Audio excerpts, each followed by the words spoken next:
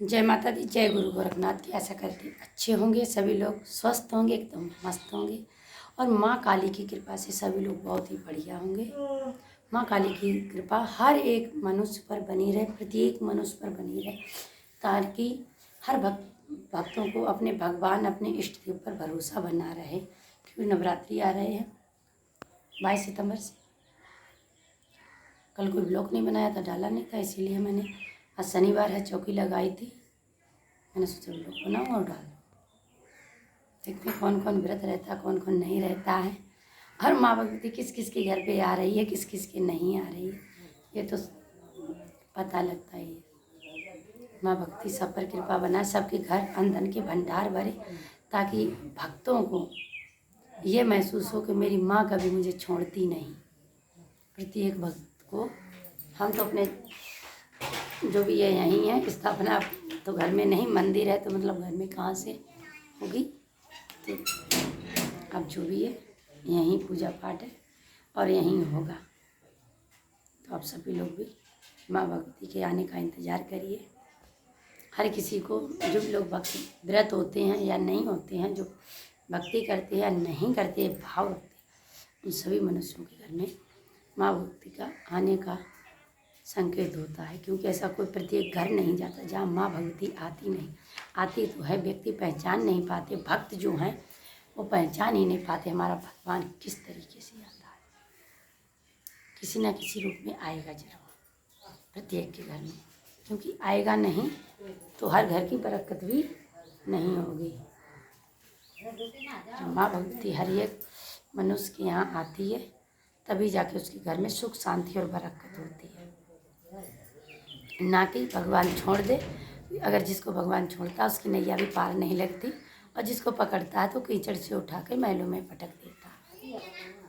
तो आप सभी लोग माँ भगवती का इंतज़ार करते रहना, यहाँ माँ आएगी और ये भी ध्यान है, अवश्य आएगी। क्यों? भाव मनुष्य के अपने अपने होते हैं, भगवान तो एक ही होते हैं। भाव अपने अपने होते हैं, उन भाव के जरिया ही भगवान मनुष्य को दिखाई पड़ता है। जैसे मनुष्य के अंदर हृदय में भाव किस तरीके के हैं, उसी भाव में भगवान आपको मिलेंगे। ये नहीं है कि माँ भक्त बुलाएं और माँ ना आए, ऐसा तो कभी होता भी नहीं और ना ही कभी होगा। क्योंकि ये जब तक ये संसार रहेगा, जब तक सूरज चांद रहेंगे और भगवान का प्रकाश यूं ही फैलता रहेगा चारों दिशाओं में। माँ से बढ़ के यह भी कोई संसार, ये संसार की जो भी मोह माया है, सभी से एक ही बात कहते हैं कि संसार की जितनी भी मोह माया है उसको थोड़ा हल्का करके और भगवान की मोह माया में थोड़ा पढ़िए, जरा सा नहीं, थोड़ा पढ़िए, थोड़ा, उसी से देखते हैं। अगर जो भक्ति में पढ़ता है, भक्ति में इतना तेज होता है, इतनी ताकत होती है, मनुष्य को कुछ बोलने या कहने की ज़रूरत नहीं होती है। उसमें उस तेज से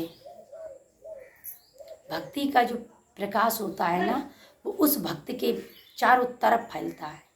कोई भी भक्त हो, ज़रूरी नहीं है कि हम ही भक्ति करें।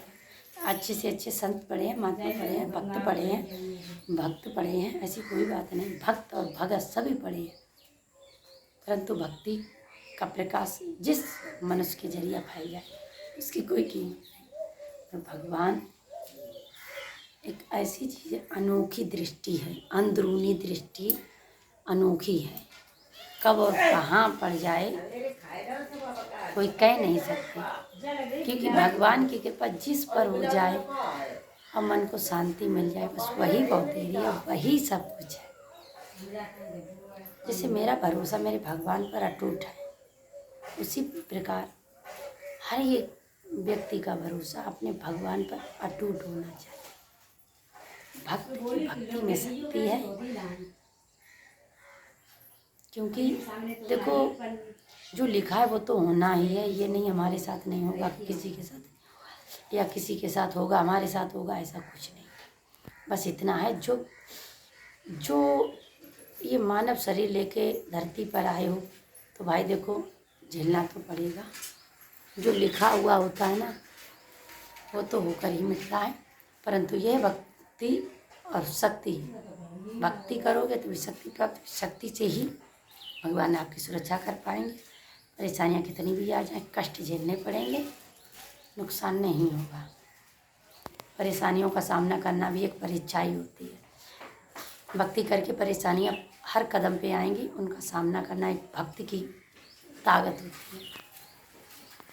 सभी लोग अपनी समस्याओं से लड़के सदैव आगे बढ़ना, ये नहीं थोड़ी समस्या, थोड़ी प्रॉब्लम आई और आप हार गए, हार मान गए, हार गए।